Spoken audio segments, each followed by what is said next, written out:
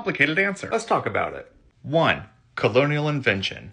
2. They are used from Jamaica to Japan. When you think of a curry powder, you're usually thinking of something like a Madrasi curry powder, which is going to have things like turmeric, cumin, coriander seed, chili powder, and fenugreek. Curry powder was created by the British to mimic Indian flavors. The idea of just like throwing a powder on something and then throwing it into an oven is not an Indian technique. This type of curry powder is what you think of when you think of like the curry flavor. It's going to vary a lot. Everyone's going to have their own recipe. But the British were not the only ones who were colonizing India. You also had the French. And so you have vadavan, which is another style of curry powder.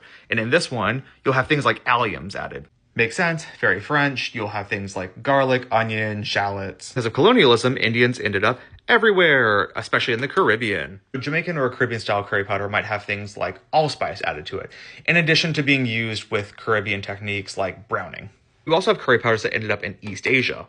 Broader thing to know about East Asian curry powders is that they tend to be a little sweeter and less spicy. For example, for a Chinese curry powder, you might have the addition of star anise, cassia, which is like cinnamon, and then something called chunpi, which is a dried tangerine skin.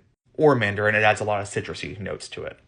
It's also worth calling out that Japan has their own version of curry powders. Again, it tends to be much more mild and sweeter like the Chinese version, but it's also an addition to a French style like a roux. Some really interesting things going on with Japanese curries, which I can talk about later in terms of like adding fruits into it. Key thing to know about a Japanese curry is that the curry powder is more mild and it's happening in a roux. All in for more cool food.